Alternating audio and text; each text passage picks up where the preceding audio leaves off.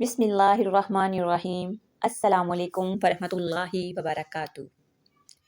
جرمنی کی ایک یونیورسٹی میں گائے پر ایک تجربہ کیا گیا تاکہ یہ معلوم کیا جا سکے کہ اسلامی طریقے سے ذبح کرنے پر گائے کو کتنا درد محسوس ہوتا ہے۔ یہ جانچ EEG نامی عمل کے ذریعے کی گئی، جس میں گائے کے دماغ کی برقی لہروں کی پیمائش کی گئی۔ اس سے یہ پتہ چلتا ہے کہ گائے کو کسی قسم کا درد محسوس ہوا یا نہیں، اور اگر ہوا تو اس کی شدت کتنی تھی۔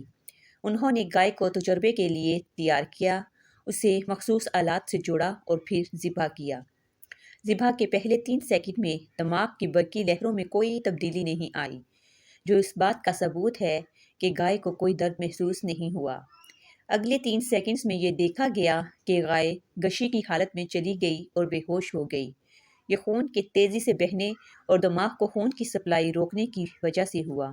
6 سیکنڈ بعد EEG نے دماغی لہروں کے بند ہونے کو ریکارڈ کیا، جس کا مطلب یہ تھا کہ گائے مر چکی تھی اور اسے کسی قسم کا درد محسوس نہیں ہوا۔ سوال یہ پیدا ہوتا ہے، ہم اکثر قربانی کے جانور کے ذبح کے وقت اس کے درد کے بارے میں سوچتے ہیں اور اس پر افسوس کرتے ہیں، لیکن حقیقت یہ ہے کہ اسلامی حلال ذبح کے طریقے میں شارک، ورید، سانس کی نالی اور خوراک کی نالی کو کاٹا جاتا ہے، لیکن سر کو دھڑ سے الگ نہیں کیا جاتا۔ اس طریقے سے دماغ تک خون اور آکسیجن کی فراہمی رک جاتی ہے اور قربانی کا جانور چند ہی لمحوں میں غشی کی حالت میں چلا جاتا ہے اور بے ہوش ہو جاتا ہے۔ سبحان اللہ۔ قربانی کے جانور کو بے ہوشی کی حالت میں درد کا احساس نہیں ہوتا۔ اس دوران جانور کے دماغ میں موجود پیچوٹری گلینڈ ریڑھ کی ہڈی کے ذریعے گردوں میں موجود ایڈرینل گلینڈ کو سگنل بھیجتا ہے، جو ایڈرینالین خارج کرتا ہے۔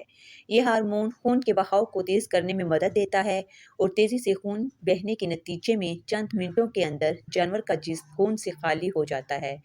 اسلامی ذبح تیز اور سب سے رحم دل طریقہ اسلامی ذبح کا طریقہ اس بات کو ثابت کرتا ہے کہ یہ جانور کے درد کو کم کرنے کا سب سے تیز اور مہربان طریقہ ہے۔ سبحان اللہ۔ اس عظیم شریعت کی حکمت پر غور کریں۔